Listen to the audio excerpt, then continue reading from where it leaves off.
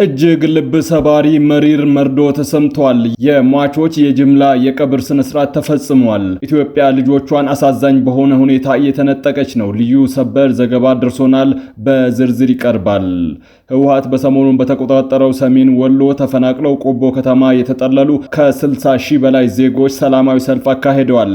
ልዩ ዘገባው ከስፍራው ተልኮልናል። የኦሮሞ ነጻነት ሰራዊት አዛዥ ጃል መሮ በክልሉ ንጹሃን ላይ አነጣጥሮ በተፈጸመ ግድያም ኃይላቸው ስለመሳተፉ የሰጠው ምላሽ አነጋጋሪ ሆኗል። ሰፋ ያለ ዘገባ ይዘንበታል። ከውጭ የቀድሞው የሊቢያ መሪ መሐመድ ጋዳፊ ልጅ ሰይፈል አልኢስላም መገደሉ የመረጃችን አካል ነው። ክቡራትና ክቡራን የጥበብ ሚዲያ ቤተሰቦች በዛሬው ቆይታችን እነዚህንና ሌሎችንም ሀገር አቀፍና ዓለም አቀፍ መረጃዎችን በዝርዝር ወደ እናንተ እናቀርባለን። ጥበብ ሚዲያ በጋዜጠኞች የተመሰረተ ሚዛናዊና ተአማኒ መረጃዎችን በየዕለቱ የሚያደርሳችሁ ገለልተኛ ሚዲያ ተቋም ነው። ለቤቱ አዲስ የሆናችሁ ሰብስክራይብ በማድረግ የደወል ምልክቷን በማብራት የቤቱ አባል ተሆኑ ዘንድ በታላቅ ትህትና እንጋብዛለን። በቅድሚያም የዕለቱን የቢዝነስ ዘገባዎች አስቀድመን ወደ ዝርዝር ዘገባዎቹ እናልፋለን። ጥበብ ሚዲያ የህዝብ ድምጽ ነው። ዛሬ በኢትዮጵያ ንግድ ባንክ አንድ የአሜሪካን ዶላር 151 ብር ከ6 ሳንቲም ተገዝቶ 154 ብር ከ6 ሳንቲም ይሸጣል። ፓውንድ ስተርሊንግ 198 ብር ከ3 ሳንቲም ተገዝቶ 202 ብር ከ3 ሳንቲም ይሸጣል። የአውሮፓ ዩሮ 176 ብር ከ5 ሳንቲም ተገዝቶ 180 ብር ይሸጣል። የስዊዝ ፍራንክ 184 ብር ከ9 ሳንቲም ተገዝቶ 188 ብር ከ6 ሳንቲም እየተሸጠ ነው። የኩዌት ዲናር 484 ብር ከ6 ሳንቲም ተገዝቶ 494 ብር ከ2 ሳንቲም ይሸጣል።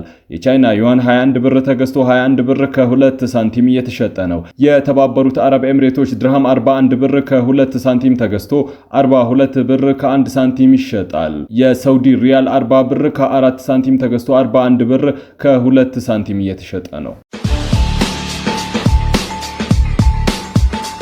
የኮረም ወፍላ ዛታና የራያ የማንነት ጥያቄዎች በፕሪቶሪያው የሰላም ስምምነት መሰረት እንዲፈታልን እንጠይቃለን ሲሉ በሰሞኑ የህወሓት እንቅስቃሴ ከአካባቢያቸው የተፈናቀሉ ተፈናቃዮች ጠየቁም።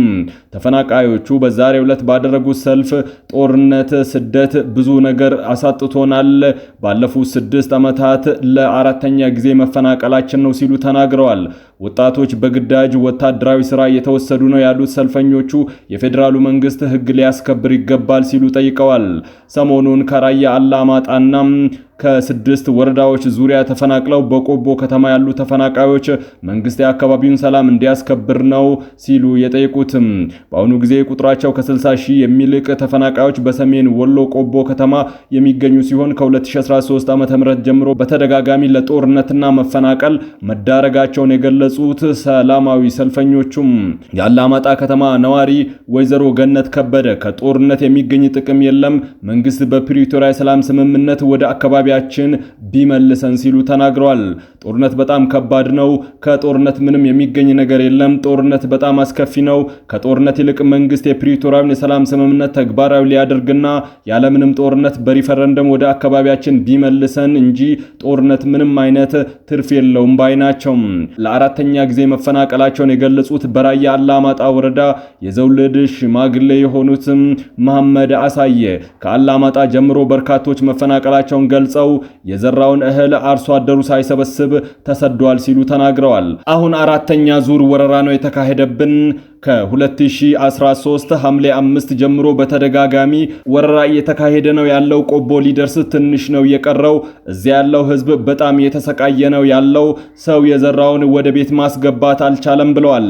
በሰላማዊ ሰልፉ ላይ መንግስት እየደረሰብን ያለውን ችግር እንዲረዳን ነው አደባባይ የወጣ ነው ያሉት የወፍላ ወረዳ ነዋሪው ቄስ ተመስገን ግርማይ ባለፉት ዓመታት የአካባቢው ማህበረሰብ ለዝርፊያና ለእንግልት ተዳርገዋል ይላሉ።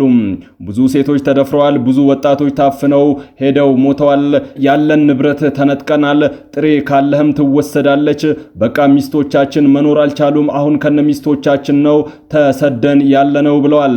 ላለፉት 6 ዓመታት በጦርነት ምክንያት ቤተሰቦቻችንን ማጣታችን ሊቆም ይገባል የሚሉት የኮረም ከተማ ነዋሪዋም ወይዘሮ አዝመራ መንግስት አካባቢውን ተቆጣጥሮ በሰላም ልንኖር ይገባል ሲሉ ጠይቀዋል። በጦርነት ወንድሞቻችን እህቶቻችን ንብረታችንን አጥተናል። ይህ ነው ብዬ አልገልጸውም። የጦርነቱ ሁኔታ ከባድ ነው። ጦርነት አንፈልግም። የፌደራሉ ኃይል የሀገር መከላከያ ኃይል ይግባልን። ህዝባችን ያለበት ሰቆቃ ከባድ ነው ሲሉ ተናግረዋል። የሰላማዊ ሰልፉ አስተባባሪና የቀድሞ የአላማጣ ከተማ ሹም የሆኑትም ስዩም አርብሴም እንደሚገልጹት የራያና አካባቢው ህዝብ ያለበት ችግር መንግስትና ዓለም አቀፉ ማህበረሰብ እንዲረዳን አደባባይ ብንወጣም በዋነኛነት ግን ጦርነትን ለማውገዝ ነው የተሰበሰብነው ይላሉ። የሰልፉ ዓላማ በአካባቢያችን ላይ ያለውን የጦርነት ደመና መቃወም ነው። ምክንያቱም ህወሓት ወረራ እያካሄደ ነው። ከፍተኛ ማህበረሰብ ተፈናቅሏል። ስለዚህ ህዝባችን ላይ ያለው አደጋ የሚቀጥል ከሆነ መጥፋቱ ነው። ከዚህ ጥፋት መንግስት እንዲታደገን የመጀመሪያ ጥያቄያችን ነው ይላሉ።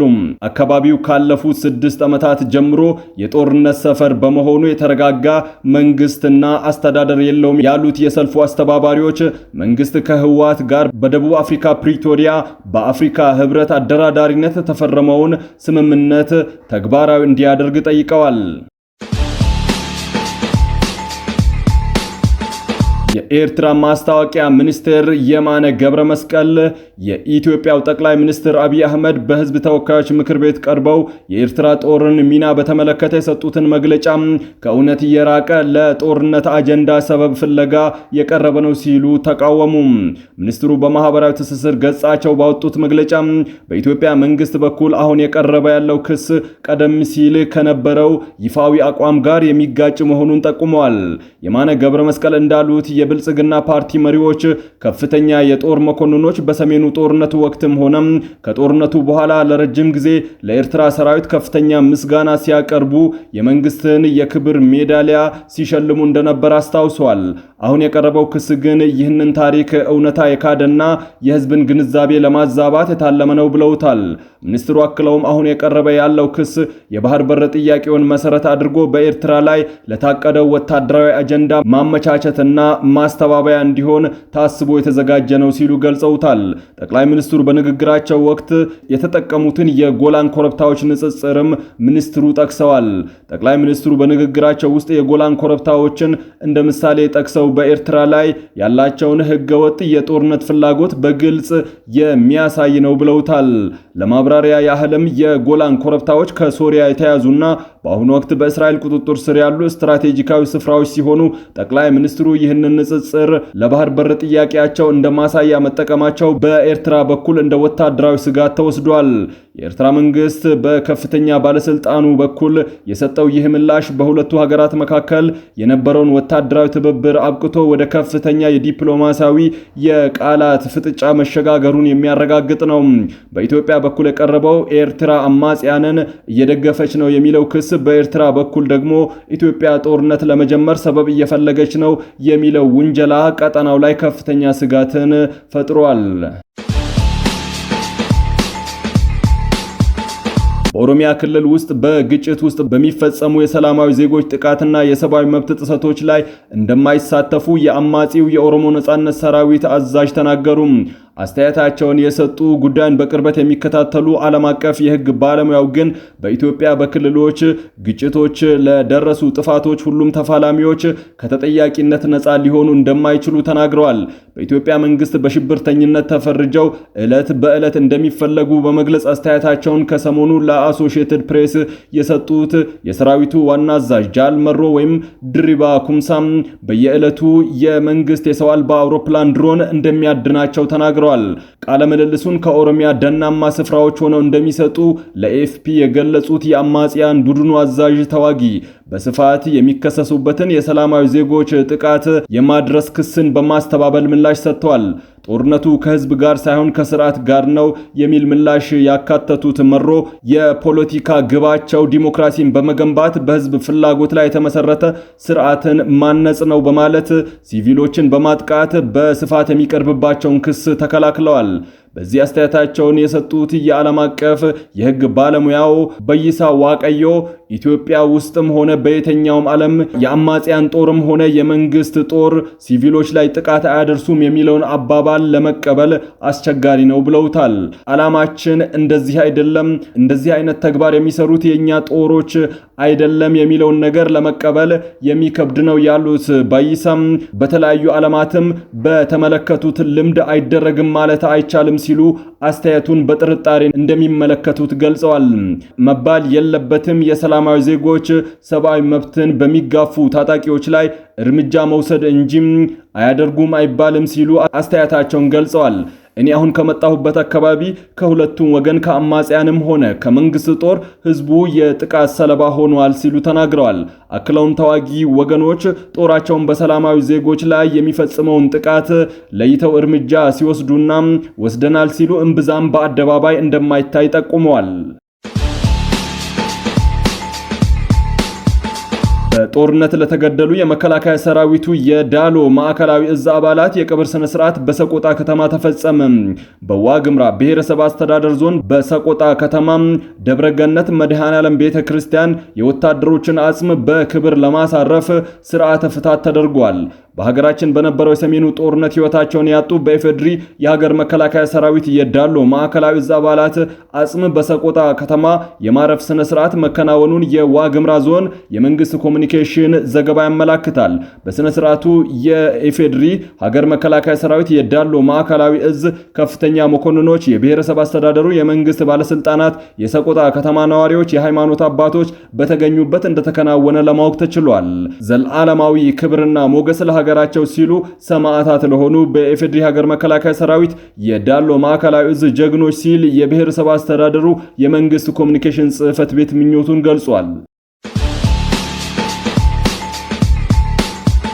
በሊቢያ የቀድሞ መሪ መሐመድ ጋዳፊ ልጅ ማክሰኞ ዕለት በቢንታን ከተማ በሚገኝ መኖሪያ ቤቱ ውስጥ መገደሉን ባለስልጣናትና የሀገር ውስጥ መገናኛ ብዙሃን ዘግበዋል። የሰይፍ አልኢስላም ደጋፊ የፖለቲካ ቡድን ባወጣው መግለጫ ግድያውን የፍርሃትና ከዳተኛነት ተግባር ነው ሲል ጠርቶታል። እንደ መግለጫው ከሆነ 4 ጭንብል ያደረጉ ታጣቂዎች በቢንታን የሚገኘው ቤቱን ሰብረው በመግባት ጥቃት ፈጽመውበታል። ገዳዮቹ ወንጀላቸውን ለመደበቅ ሲሉ ቤቱ ውስጥ የነበረውን የደህንነት ካሜራ ዘግተው እንደነበረም ተጠቁሟል። የሰይፍ አልኢስላም ደጋፊ ጠበቃ ካሊድ አልዚዲን የፖለቲካ አማካሪው አብደላ ኡስማን የ53 ዓመቱ ጋዳፊ መሞቱን በማህበራዊ ትስስር ገጻቸው አረጋግጠዋል። በትሪፖሊ የሚገኘው የከፍተኛ መንግስታዊ ምክር ቤት የቀድሞ ኃላፊ ካሊድ አልማሽሪ ግድያውን በተመለከተ አስቸኳይና ግልጽ ምርመራ እንዲደረግ ጥሪ አቅርበዋል። ሰይፍ አልኢስላም ጋዳፊ በለንደን የኢኮኖሚክስ ትምህርት ቤት የተማረና እንግሊዝኛ ቋንቋን አቀላጥፎ የሚናገር በመሆኑ ለረጅም ጊዜ የአባቱን መንግስት ለዓለም የሚያስተዋውቁ የለውጥ አራማጅ ተደርጎ ይታይ ነበር። በተለይም ሊቢያ የጅምላ ጨራሽ መሳሪያዎችን እንድታስወግድ ከምዕራባዊ ጋር ያላትን ግንኙነት እንድታድስ ትልቅ ሚና ተጫውተዋል። ሆኖም እንደ አውሮፓውያን ዘመን አቆጣጠር በ2011 ዓ.ም አባቱን ከስልጣን ለማውረድ የተቀሰቀሰውን ተቃውሞ ተከትሎ ከቤተሰቡና ከጎሳው ጎን በመቆም የተቃዋሚዎችን አመጽ በኃይል ለመጨፍለቅ ወስኖ ነበር። በወቅቱ እስከ መጨረሻው ጥይት እንዋጋለን፣ ሊቢያ ትፈርሳለች ሲል ማስጠንቀቁ ይታወሳል። ሙሐመድ ጋዳፊ በ2011 ከተገደሉ በኋላ ሰይፍ አልኢስላም ወደ ጎረቤት ሀገር ኒጀር ሲሸልስ በቢንታን ሚሊሻዎች ተይዞ ታስሮ ነበረም። በ2017 በይቅርታ ከተለቀቀ በኋላ በቢንታን ከተማ ውስጥ ተደብቆ ለዓመታት ቆይቷል።